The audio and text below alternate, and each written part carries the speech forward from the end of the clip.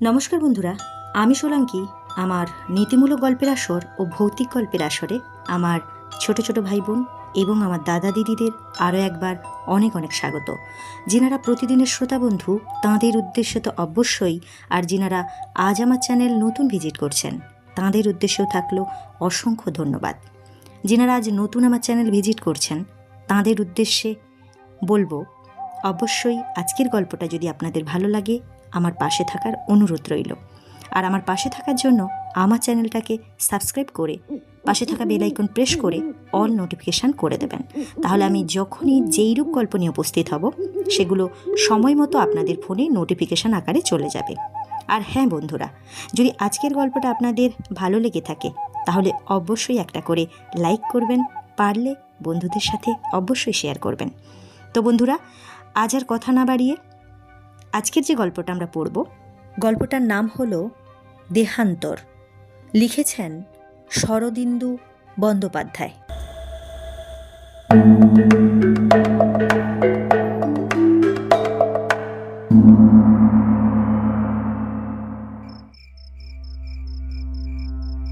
বরদা বলিল, যারা প্রেতজনিতে বিশ্বাস করে না তাদের জোর করে বিশ্বাস করাতে যাওয়া উচিত নয়। আমি কখনো সে চেষ্টাও করি না। কেবল একবার নিদাঘকাল সমুপস্থিত। মহাকবি কালিদাস বলিয়াছেন, এই সময় সূর্য প্রচণ্ড এবং চন্দ্র হয় স্পৃহণীয়। সূর্যের প্রচণ্ডতা পরীক্ষা করিয়া দেখিবার প্রয়োজন হয় না, কিন্তু চন্দ্রের স্পৃহণীয়তা যাচাই করিবার উদ্দেশ্যে আমরা ক্লাবের কয়েকজন সভা সন্ধ্যার পর ক্লাবের বিস্তীর্ণ অঙ্গনে শতরঞ্জি পাতিয়া বসিয়াছিলাম। পূর্বাকাশে বেশ একটি নধর চাঁদ গাছপালা ছড়াইয়া উপরে পড়িয়াছে। তাহার আলোয় পরস্পর মুখ দেখিতে কষ্ট হয় না। অধিকাংশ সভ্যই ঊর্ধ্বদেহিক আবরণ মোচন করিয়া ফেলিয়াছিলেন। ক্লাবের ভৃত্যকে ভাঙের শরবত তৈয়ার করিবার ফরমাস দেওয়া হইয়াছিল। চন্দ্র যতই স্পৃহণীয় হোক, সেই সঙ্গে বরফ শীতল শরবত পেটে পড়িলে শরীর আরও সহজে স্নিগ্ধ হয়। আমরা সতৃষ্ণভাবে শরবতের প্রতীক্ষা করিতেছিলাম। এইরূপ বিশেষ পরিবেশের মধ্যে বরদা যখন বলিল, যারা প্রেতজনিতে বিশ্বাস করে না ইত্যাদি কথা, তখন আমরা শঙ্কিত হইয়া উঠিলাম। সূচের মতো সূক্ষ্মাগ্র এই প্রস্তাবটি যে অচিরাৎ ফাল হইয়া গল্পের আকারে দেখা দিবে তাহাতে কারো আর সন্দেহ রহিল না। কিন্তু ভূতের গল্প শোনার পক্ষে গ্রীষ্মের চাঁদনি রাত্রি অনুকূল নয়। এজন্য শীতের সন্ধ্যা কিংবা বর্ষার রাত্রি হল প্রশস্ত। কিন্তু বরদা যখন ভনিতা করিয়াছে তখন আর নিস্তার নাই। ভাগ্যক্রমে এই সময় শরবত আসিয়া পড়িল। আমরা প্রত্যেকে হৃষ্টচিত্তে একটি করিয়া ঠান্ডা গেলাস তুলিয়া লইলাম। পিথি গেলাসের কণায় একটি চুমুক দিয়ে বলিল, আহ, দুনিয়াটা যদি মন্ত্র বলে এই শরবতের মতো ঠান্ডা হয়ে যেত। বরদা বলিল, দুনিয়া বলতে তুমি কি বোঝো? এই ভারতবর্ষেই এমন জায়গা আছে যেখানে এখন বরফ পড়ছে। গত বছর এই সময় আমি পাহাড়ে বেড়াতে গিয়েছিলাম, দেখলুম দিব্যি শীত। প্রশ্ন করিলাম, পাহাড়ে? কোন পাহাড়ে? বরদা বলিল, মনে করো মুসৌরি কিংবা নৈনিতাল। নাম বলবো না, তবে শৌখিন হাওয়া বদলানোর জায়গা নয়। আমার বড় কুটুম্ব সেখানে বদলি হয়েছেন। তার নিমন্ত্রণে মাসখানেক গিয়াছিলুম। সেখানে একটা ঘটনা ঘটেছিল। অমূল্য সন্দিগ্ধভাবে বলিল, ঘটনা না হয় ঘটেছিল, কিন্তু পাহাড়ের নাম বলতে লজ্জা কিসের? বড়দা বলল, লজ্জা নেই, যে গল্প তোমাদের শোনাতে যাচ্ছি তার পাত্রপাত্রী সবাই জীবিত রয়েছেন, তাই একটু ঢাকাঢুকি দিয়েই বলতে হচ্ছে। মাঝে মাঝে এমন উৎকট ব্যাপার ঘটে যায়। যা হোক, গল্পটা বলি শোনো। হিল স্টেশনে যারা বাস করেন তাদের চালচলন একটু বিলিতি ঘেঁষা হয়ে যায়। পুরুষেরা সচরাচর প্যান্ট কোট পরেন, মেয়েরা অবশ্য শাড়ি ছাড়েননি, কিন্তু হাব ভাব ঠিক দিশি বলা চলে না। টেবিলে বসে স্ত্রী পুরুষের একসঙ্গে খাওয়া, ডিনারের পর 2-1 প্যাক হুইস্কি বা পোর্ট, এসব সামাজিক ব্যবহারের অঙ্গ হয়ে গেছে। দোষও দেওয়া যায় না, শীতের রাজ্যে শীতের নিয়ম মেনে চলাই তো ভালো।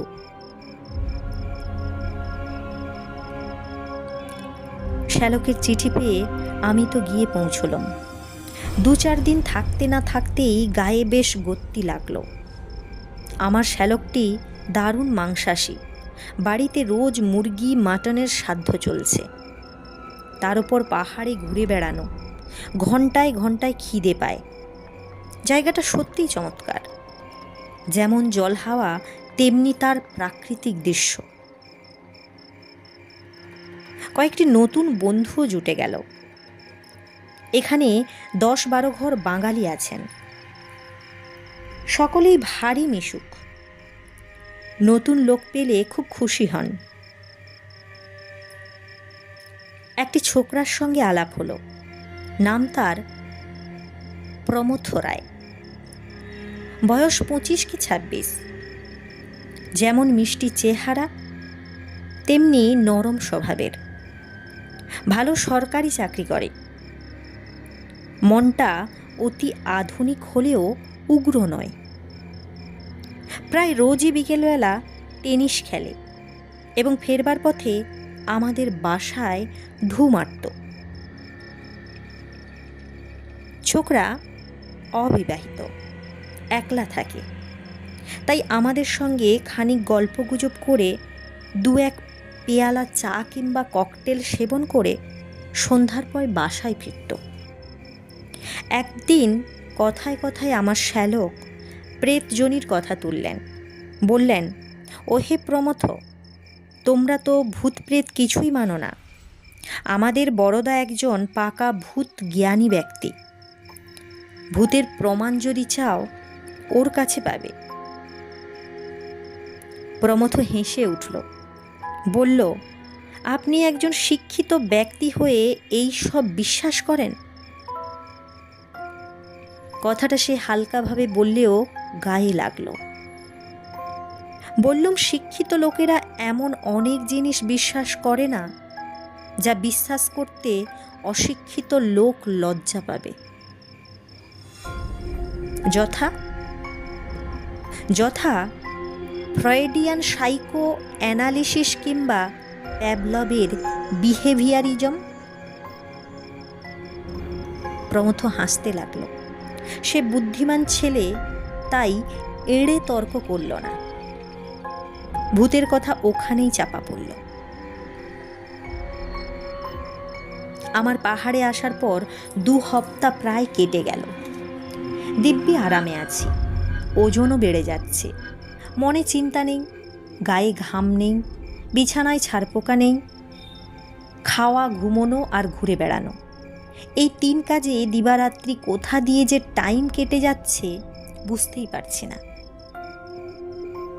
জীবনে এমন সুসময় কচিত এসে পড়ে, কিন্তু বেশি দিন থাকা গেল না। প্রমথ একদিন আমাদের চায়ের নিমন্ত্রণ করল। আমি আর শ্যালক যথাসময়ে তার বাসায় উপস্থিত হলাম।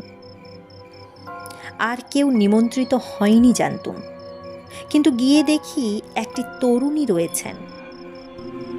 একে আগে কখনো দেখিনি। সুন্দরী, তন্বী, দীর্ঘাঙ্গী, মুখে একটু বিষাদের ছায়া। সাজসজ্জায় প্রসাধনে বাহুল্য নেই, কিন্তু যত্ন আছে। চেহারা দেখে বয়স 20 কিংবা 21 মনে হয়, হয়তো 2-1 বছর বেশি হতে পারে। শ্যালক খুব আগ্রহের সঙ্গে তাকে সম্ভাষণ করলেন। এই যে মিসেস দাস, কি সৌভাগ্য, আপনার সঙ্গে দেখা হয়ে গেল। উনি ধরে নিয়ে এলেন।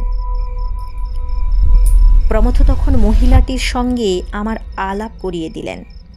ইশারায় বুঝলুম মিসেস দাস বিধবা। শহর থেকে মাইল 3 দূরে হরজটা নামে একটি উঁচু গিরিশিখরে আছেন।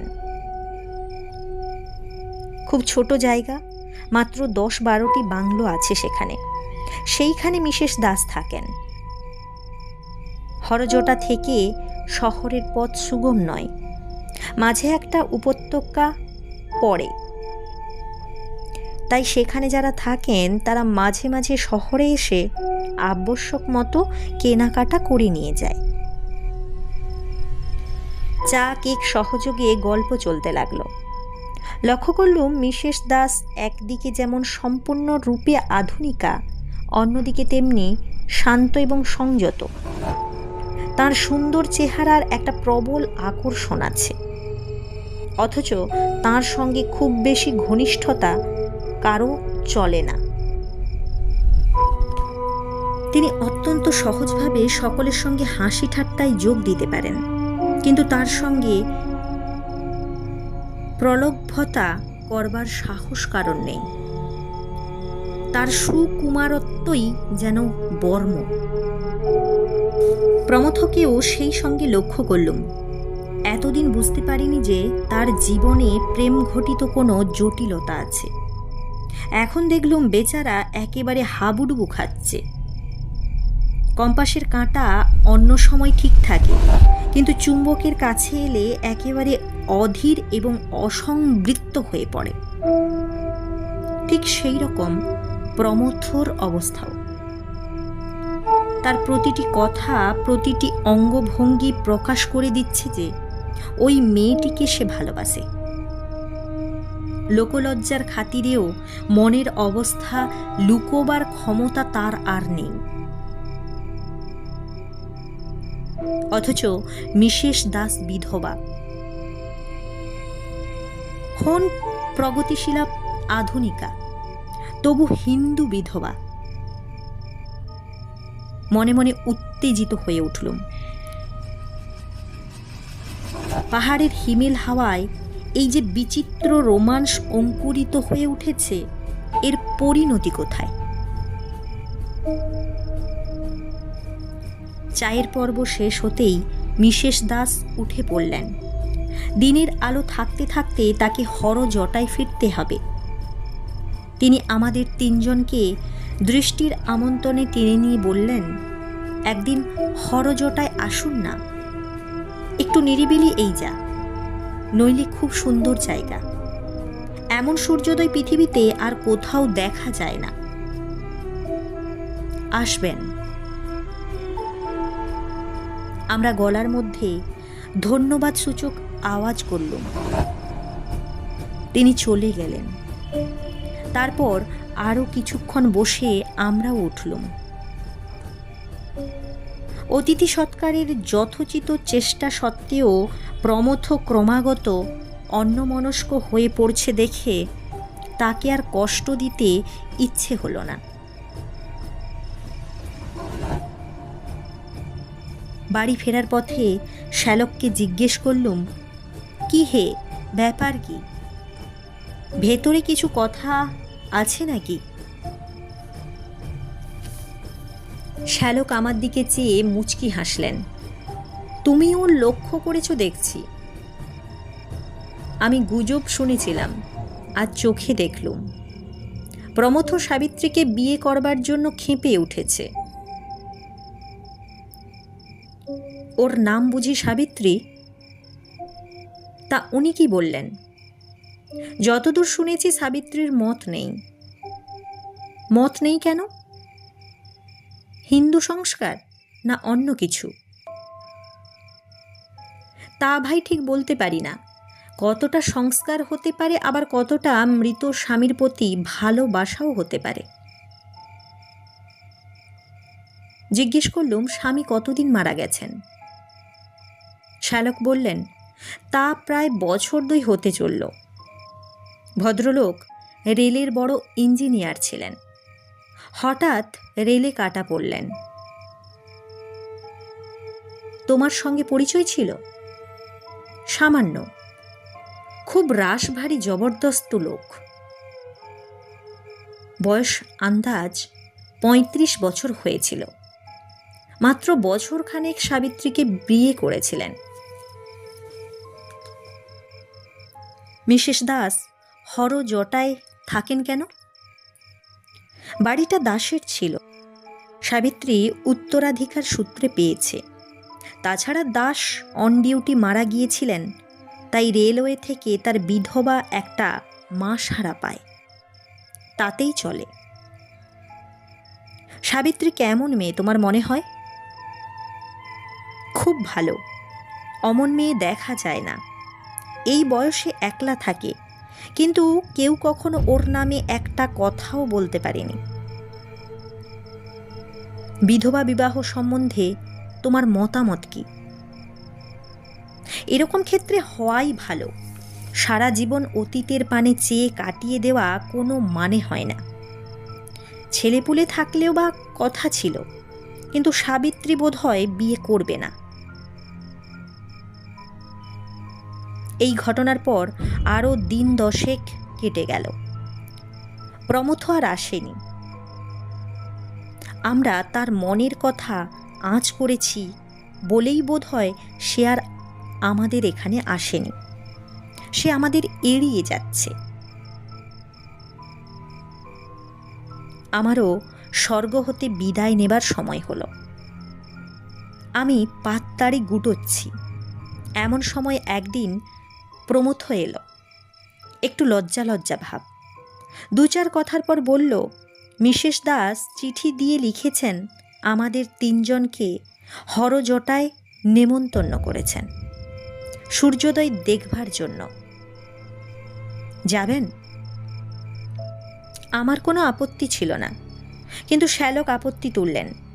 সূর্যোদয় দেখতে হলে তার আগের রাত্রে গিয়ে হরজটায় থাকতে হবে, কিংবা রাত্রি 2টোর সময় সেখান থেকে বেরুতে হয়। সে কি সুবিধে হবে? প্রমথ পকেট থেকে চিঠি বার করে বলল, তাঁর চিঠি পড়ে দেখুন, অসুবিধে বোধহয় হবে না। চিঠিতে লেখা ছিল, প্রীতি নমস্কারান্তে নিবেদন। প্রমথবাবু, দেখছি আমার সেদিনের নিমন্ত্রণ আপনারা মুখের কথা মনে করেছেন। আমি কিন্তু সত্যিই আপনাদের 3 জনকে নিমন্ত্রণ করেছিলুম। আসুন না, রাত্রে আমার বাড়িতে থেকে সকালে সূর্যোদয় দেখবেন। কষ্ট হবে না। আমার বাড়িতে 3 জন অতিথিকে স্থান দেবার মতো জায়গা আছে। কবে আসবেন জানাবেন, কিংবা না জানিয়ে যদি এসে উপস্থিত হন তাহলেও কোনো অসুবিধে হবে না। বরং আমি খুশিই হব। আশা করি ভালো আছেন।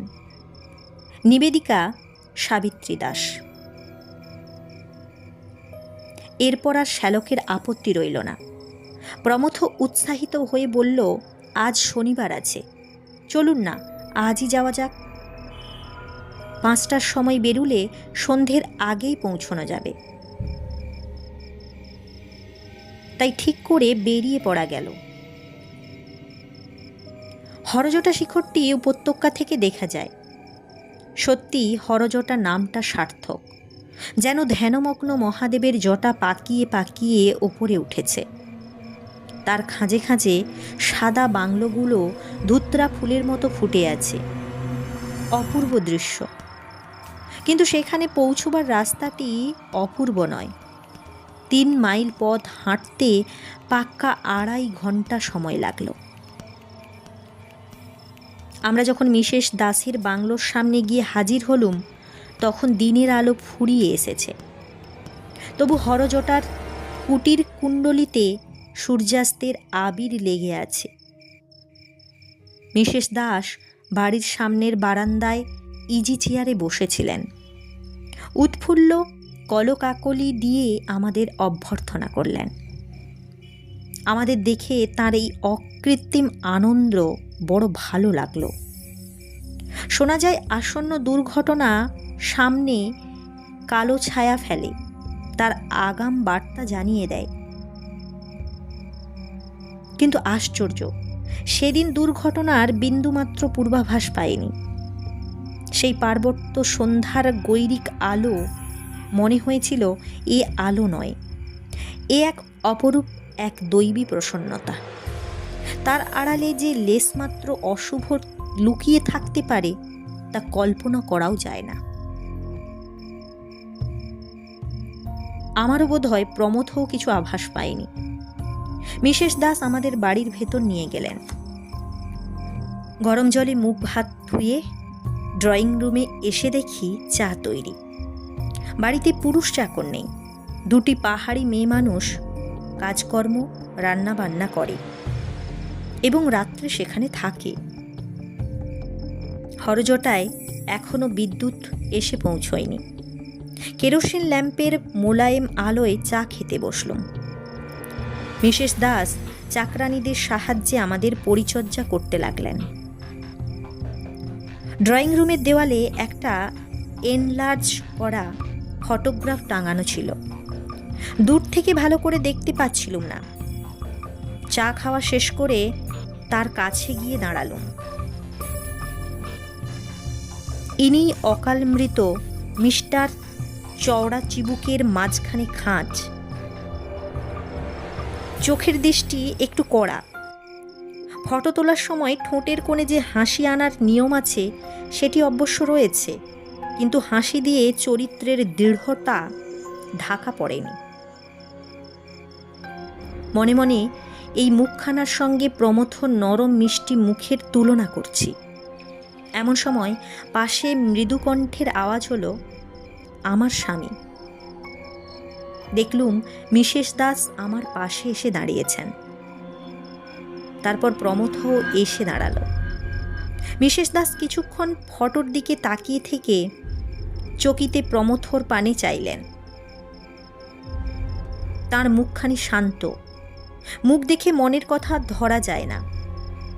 তবু সন্দেহ হলো না তিনিও আমারই মতো ফটোর সঙ্গে প্রমথর মুখ তুলনা করছিলেন।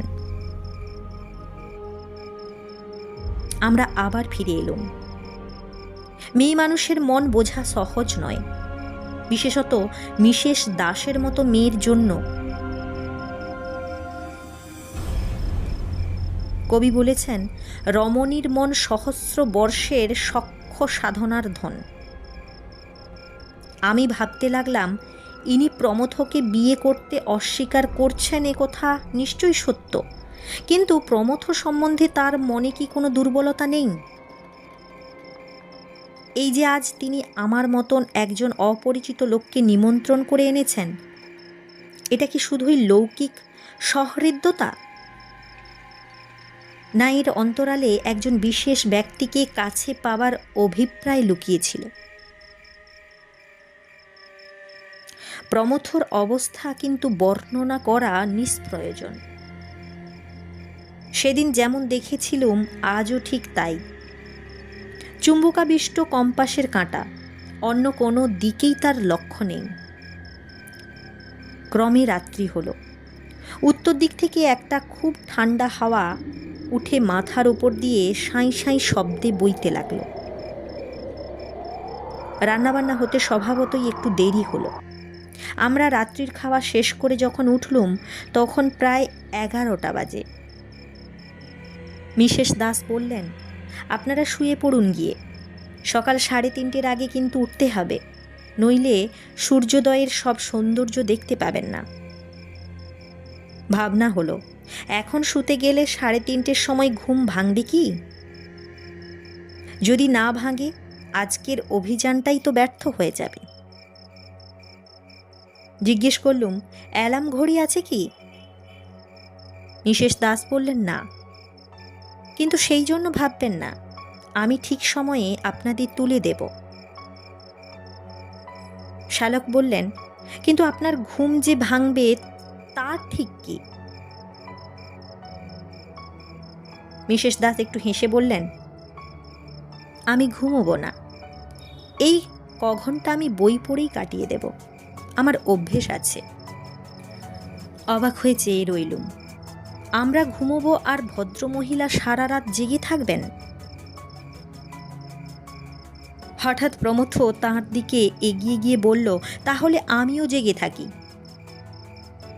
আমাদের দিকে চেয়ে বলল, আপনারা শুয়ে পড়ুন।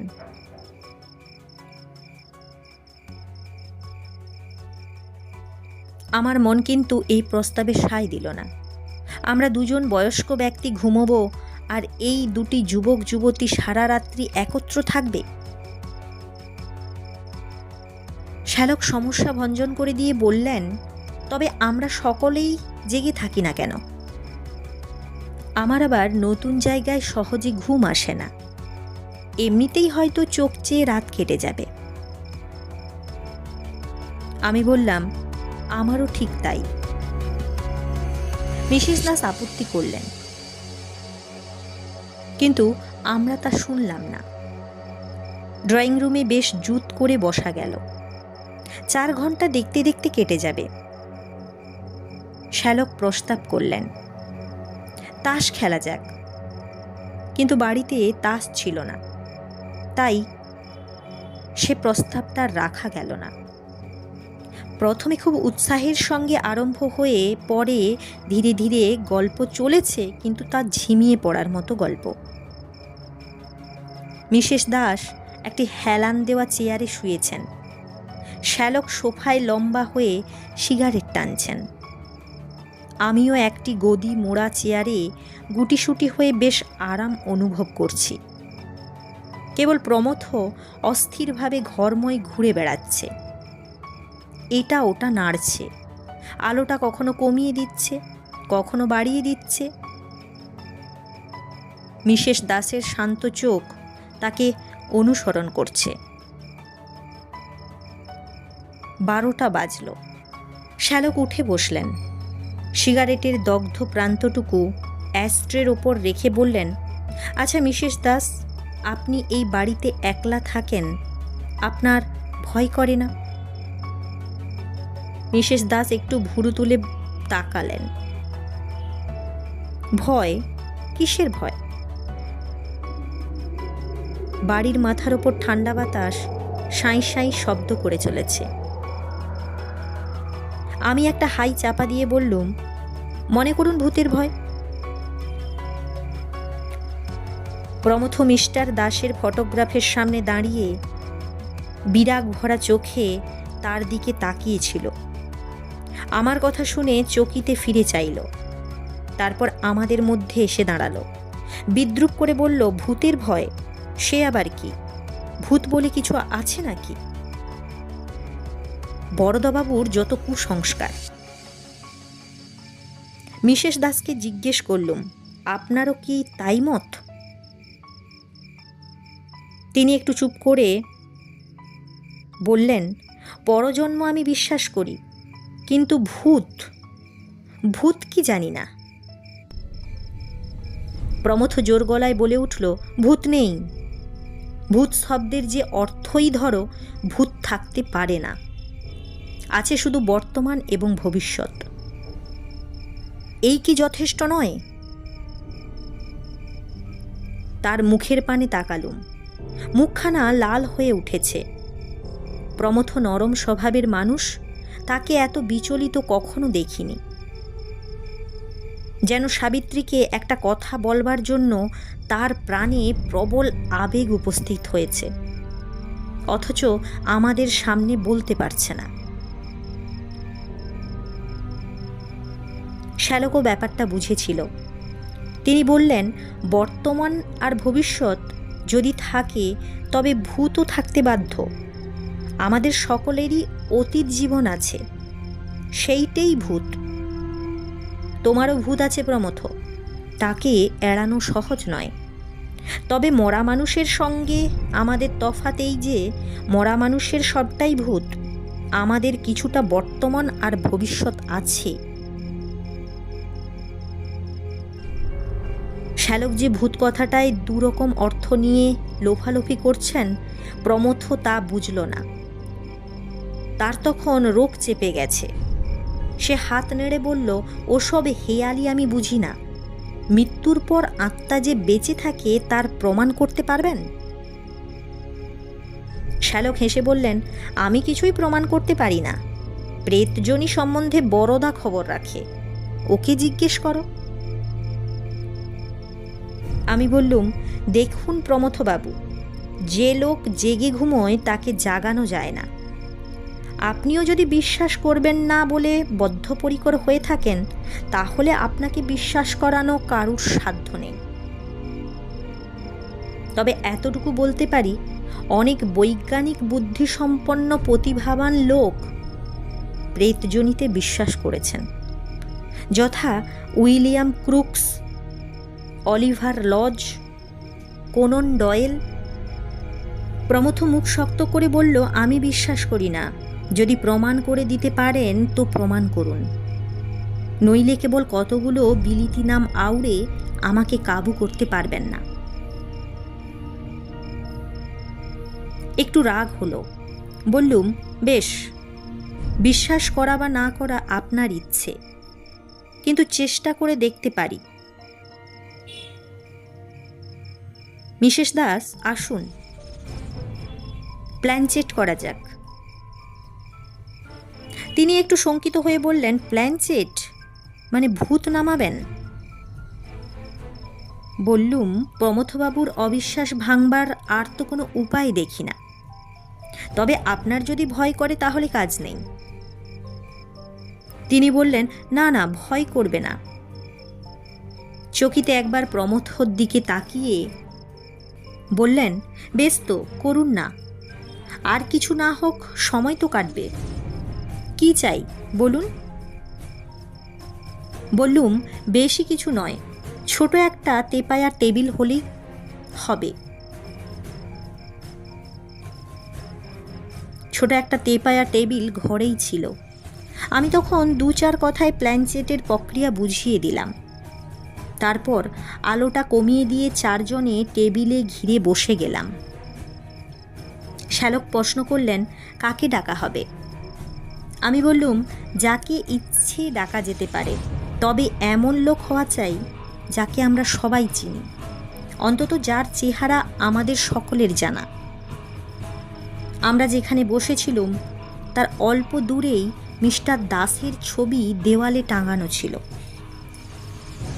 প্রমথ বসেছিল ছবির দিকে পিঠ করে, আর মিসেস দাস ছিলেন তার সম্মুখে। মিসেস দাস ছবির পানে চোখ তুললেন, সঙ্গে সঙ্গে আমাদের চোখও সেই দিকে ফিরল। অল্প আলোতে ছবিটা সমস্ত দেখা যাচ্ছে না ঠিকই, কেবল মুখখানাই স্পষ্ট হয়ে গেছে। মিসেস দাস ছবি থেকে চোখ নামিয়ে আমার পানে চাইলেন। তার চোখের প্রশ্ন বুঝে আমি বললুম, হ্যাঁ, ওকেই ডাকা যাক। আমি যদি ওকে দেখিনি, তবু ছবিতেই কাজ চলবে। সকলে চোখ বুজে মনে মনে ওর কথা ভাবুন। আঙুলে আঙুলে ঠেকিয়ে টেবিলের ওপর হাত রাখা হলো। তারপর আমরা চোখ বুজে মিস্টার দাসের ধ্যান শুরু করে দিলুম। প্ল্যানচেটের টেবিলে যখন প্রেতজনির আবির্ভাব হয়, তখন টেবিলটা নড়তে থাকে। মনে হয় টেবিলের মরা কাঠে প্রাণ সঞ্চার হয়েছে। তার ভেতর দিয়ে একটা স্পন্দন বইতে থাকে। আমরা প্রায় 10 মিনিট বসে রইলুম, কিন্তু টেবিল নড়ল না, তার মধ্যে জীবন সঞ্চার হলো না। তখন চোখ খুলে আর সকলের পানে তাকালুম। প্রমথকে দেখেই বুঝলুম প্রেতের আবির্ভাব হয়েছে।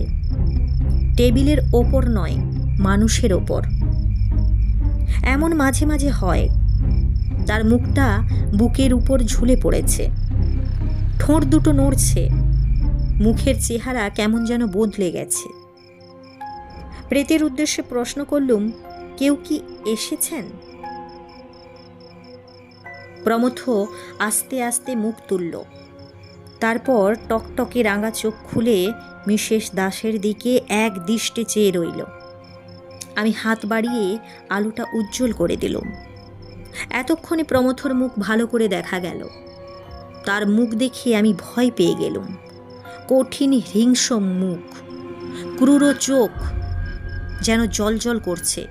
চোখের দৃষ্টি প্রমথর দৃষ্টি নয়, যেন তার চোখের ভিতর দিয়ে অন্য একজন উকি মারছে।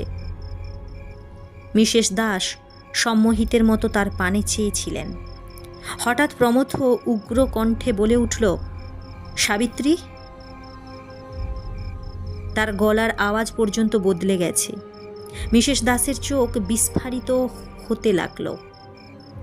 তার ঠোঁট দুটি খুলে গেল। তারপর তিনি চিৎকার করে উঠলেন, তুমি তুমি এই বলে তিনি অজ্ঞান হয়ে পড়ে গেলেন। তারপর যা কাণ্ড বাঁধল তা বর্ণনা করা যায় না। প্রমথ লাফিয়ে উঠে দাঁড়ালো। তার মুখ দিয়ে ফেনা বেরুচ্ছে। আমি তাকে ধরতে গেলুম, কিন্তু আমার সাধ্য কি তাকে ধরে রাখি? তার গায়ে তখন অসুরের শক্তি। আমাকে এক ঝটকায় দূরে সরিয়ে দিয়ে সে সাবিত্রীর অজ্ঞান দেহটার উপর ঝাঁপিয়ে পড়ল। তাকে দু হাতে ঝাঁকানি দিতে দিতে গজরাতে লাগলো, তুমি আবার বিয়ে করতে চাও? দেব না, দেব না, তুমি আমার। ভেবে দেখো, প্রমথর মুখ দিয়ে এই কথাগুলো বেরোচ্ছে, কিন্তু আমাদের তখন ভাববার সময় নেই। আমি আর শ্যালক দুজনে মিলে টেনে প্রমথকে আলাদা করলুম। ইতিমধ্যে পাহাড়ি চাকরানি দুটি চেঁচামেচি শুনে এসে পড়েছিল। তারা সাবিত্রীকে তুলে নিয়ে কৌচের ওপর শুইয়ে দিল। আমরা প্রমথকে টেনে নিয়ে চললুম স্নান ঘরের দিকে। সেখানে তাকে মেঝেয় ফেলে মাথায় বালতি বালতি জল ঢালতে লাগলুম আর চিৎকার করে বলতে লাগলুম, আপনি চলে যান, চলে যান। না, যাব না, সাবিত্রীকে আমি আর বিয়ে করতে দেব না। দাঁতে দাঁত ঘষতে ঘষতে প্রমথ বলতে লাগলো। আমরা জল ঢালতে লাগলুম। ক্রমে তার গলার আওয়াজ জড়িয়ে এলো, হাত পা ছোঁড়াও বন্ধ হলো। আধ ঘন্টা পরে দুজনে মিলে তাকে চ্যাংদোলা করে নিয়ে বিছানায় গিয়ে শুইয়ে দিলুম। তখন তার গায়ে আর শক্তি নেই, তবু বিজবিজ করে বকছে, দেব না, দেব না। শ্যালককে তার কাছে বসিয়ে ড্রয়িং রুমে গেলুম। দেখি মিসেস দাসের জ্ঞান হয়েছে। আমাকে দেখে তিনি ভয়ার্ত কণ্ঠে কেঁদে উঠলেন, এ কি হলো বরদাবাবু, এ কি হলো? মেয়েদের মনের অন্তরের কথা যখন প্রকাশ হয়ে পড়ে, তখন তাদের লজ্জা আর ভয়ের অন্ত থাকে না। কান্নাই তখন তাদের একমাত্র আবরণ হয়। আমি মিসেস দাসের পাশে বসে তাকে যথাসাধ্য ঠান্ডা করবার চেষ্টা করলুম। তারপর চাকরানীদের বললুম, এক পেয়ালা কড়া চা শিগগিরই তৈরি করে নিয়ে এসো। সেদিন সূর্যোদয় দেখা মাথায় উঠল। দুই ঘরে দুটি রুগীর সেবা পরিচর্যা করতেই বেলা 7টা বেজে গেল। যা হোক, মিসেস দাস তো সামলে উঠলেন, কিন্তু প্রমথ সেই বিছানায় শুয়ে ঘুমিয়ে পড়ল। কিছুতেই তার ঘুম ভাঙে না। জোর করে ঘুম ভাঙাতে সাহস হলো না। আবার হয়তো উঠে বিদঘুটে কাণ্ড আরম্ভ করে দেবে। এদিকে বেলা বেড়ে যাচ্ছে। আমাদের আজ ফিরে যেতেই হবে, নইলে অনেক হাঙ্গামা। বেলা 1টা পর্যন্ত যখন প্রমথর ঘুম ভাঙল না, তখন আমরা উদ্বিগ্ন হয়ে উঠলুম। ভাগ্যক্রমে একজন বৃদ্ধ ডাক্তার হরজটায় বাস করেন। তাকে ডাকা হলো। তিনি পরীক্ষা করে বললেন, বুকে একটু ঠান্ডা বসেছে, বিশেষ কিছু নয়, কিন্তু আজ এর বিছানা থেকে ওঠা চলবে না। আমরা কাতর চক্ষে মিসেস দাসের পানে চাইলুম। তিনি এতক্ষণে সম্পূর্ণ স্বাভাবিক অবস্থায় ফিরে এসেছেন। বললেন, প্রমথবাবু আজ এখানে থাকুন, আপনারা যদি নিতান্তই না থাকতে পারেন। শ্যালক অত্যন্ত প্রস্তুত হয়ে বললেন, দেখুন, যাওয়া খুবই দরকার, কিন্তু আমরা না থাকলে আপনার যদি কোনো লজ্জার কারণ হয়। মিসেস দাস বললেন, সেজন্য ভাববেন না। বৃদ্ধ ডাক্তার আমাদের কথা শুনছিলেন। তিনি বললেন, ভাবনার কিছু আছে? আমি তো কাছেই থাকি। আমি না হয় রাত্রে এসে সাবিত্রীর মার বাড়িতে থাকব, দরকার হলে আমার স্ত্রী এসে থাকতে পারেন। আপনারা ফিরে যান। বৃদ্ধ ডাক্তারটির মরমী লোক, অযথা প্রশ্ন করেন না। আমরা অনেকটা নিশ্চিন্ত হয়ে বেরিয়ে পড়লুম। প্রমথ সম্বন্ধে চিন্তার কারণ নেই, ঘুম ভাঙলেই সে সহজ মানুষ হয়ে পড়বে। বেরুবার সময় মিসেস দাস আমাকে একটু আড়ালে বললেন, কাল রাত্রির ঘটনা নিয়ে কোনো আলোচনা না হলেই ভালো হয়। আমরা আশ্বাস দিলুম, আপনি নিশ্চিন্তে থাকুন। তারপর হরজটা থেকে নেমে এলুম। পরদিন সন্ধ্যের সময় খবর পেলুম প্রমথ ফিরে এসেছে, কিন্তু সে আমাদের সঙ্গে দেখা করতে এলো না। এদিকে আমার সময় ফুরিয়ে এসেছে, 2-1 দিনের মধ্যে বেরুতে হবে। ভাবলুম যাই, আমি প্রমথর সঙ্গে একবার দেখা করে আসি। ওসব ব্যাপারের পর তার হয়তো আসতে সংকোচ বোধ হচ্ছে। পরদিন সকালবেলা বেরিয়ে ফেরার পথে তার বাসায় গেলুম। সদর দরজা বন্ধ। কড়া নাড়তেই প্রমথ এসে দোর খুলে দাঁড়ালো। তার চেহারায় কি একটা সূক্ষ্ম পরিবর্তন হয়েছে। সে কটমট করে কিছুক্ষণ আমার পানে চেয়ে রইল, তারপর দড়াম করে আমার মুখের ওপর দরজাটাকে বন্ধ করে দিল। প্রমথর সঙ্গে আমার এই শেষ দেখা। তার পরদিন পাহাড় থেকে নেমে এলুম।